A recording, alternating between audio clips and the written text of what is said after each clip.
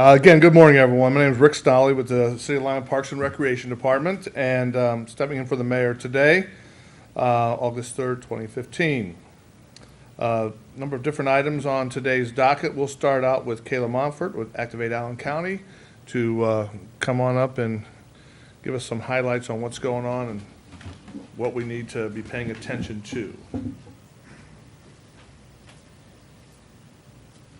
All right, good morning, everybody. Again, I'm Kayla with Activate Allen County, also with the Partnerships to Improve Community Health Grant, one of the grants we have here locally working with health and wellness, active living, tobacco-free lifestyles, healthy eating.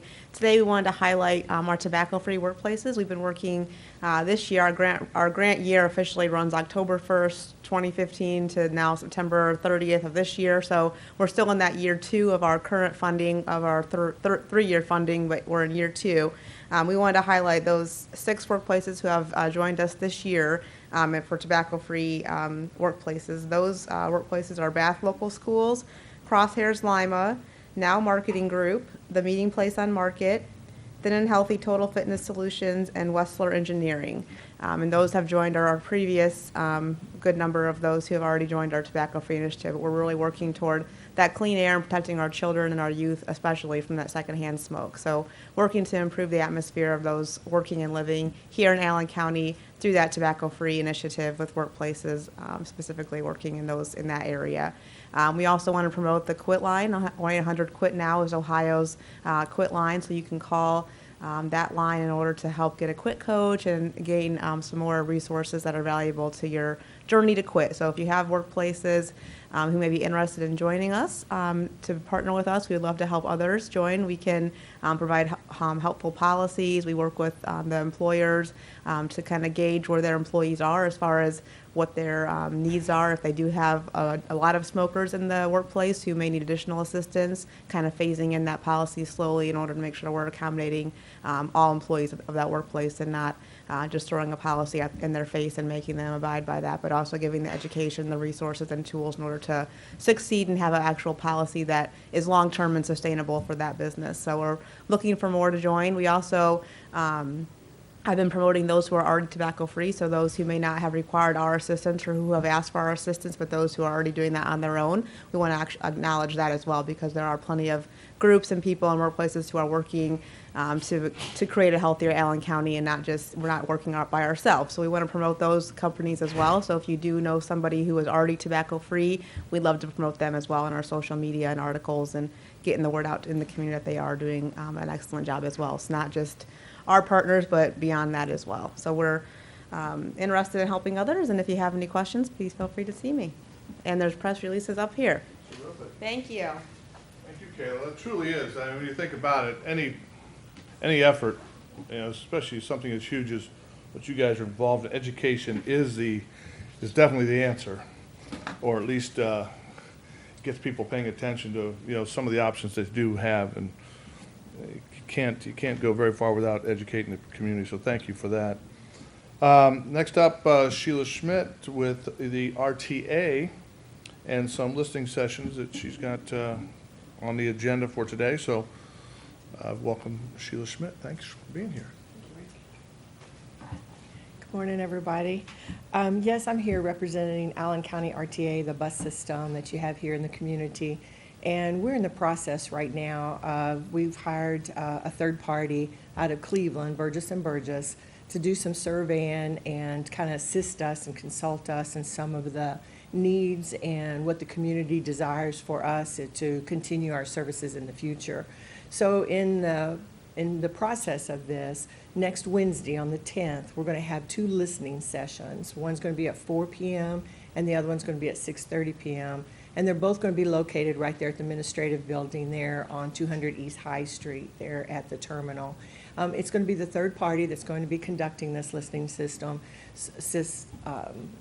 so we won't be there, so you can freely, say whatever you want to say about RTA. But this is very important for us in our process for us to continue to make the changes and to continue to grow the bus system in our area.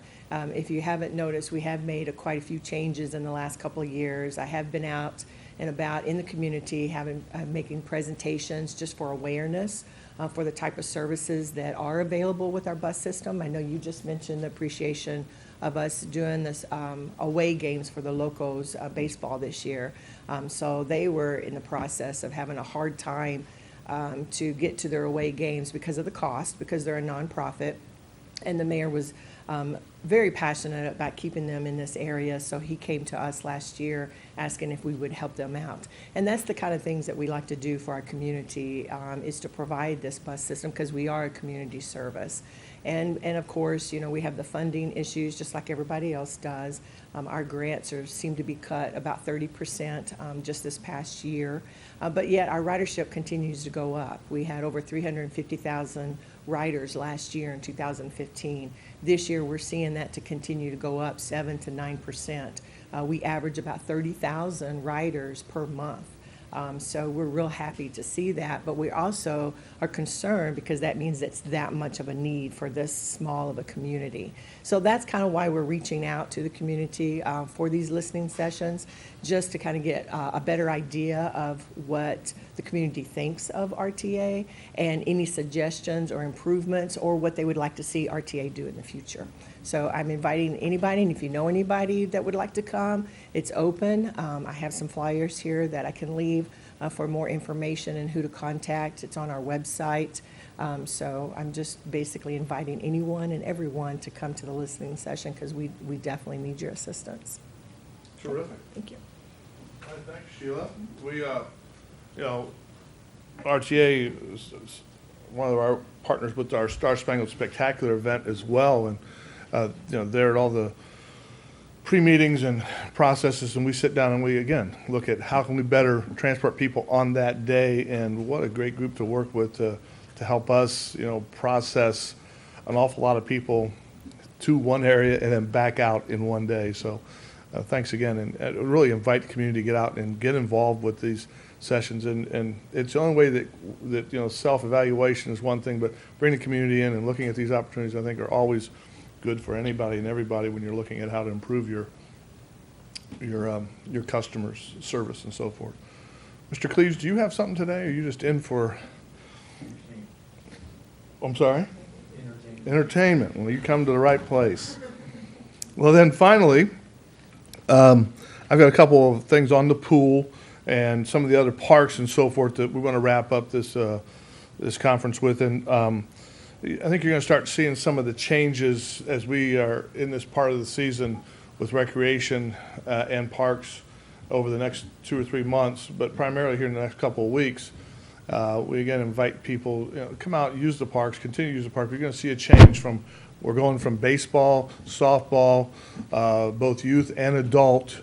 We're going into now into different activities where you're going to see, you know, a lot more activity at the tennis courts with the 2 high school teams playing there. You're going to see a lot of different activity in the parks, from the baseball diamond usage and softball diamond usage to the other green spaces in our parks, where you'll see a lot of football, young midget football, youth football activities going on. And again, you see those changes starting to take place here. You'll see cross-country activities going on at Froat Park.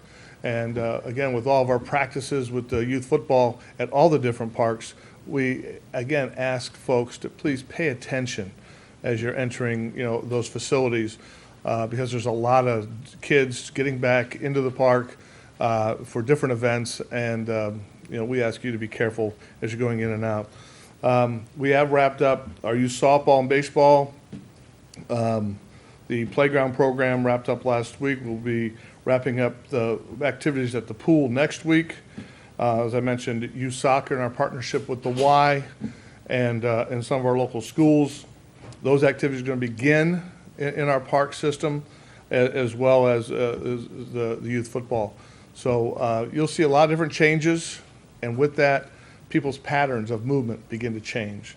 And some of them are going to be a little more familiar than others, but please, as you enter and leave those facilities, please pay attention, because the safety of those people using the parks and those coming in and out, you know, are very, very important to us. So as we enter into this time of year, we often remind the community about the changes in those patterns and those uses. So with nothing else, we will break down for individual interviews. Thank you all for coming today.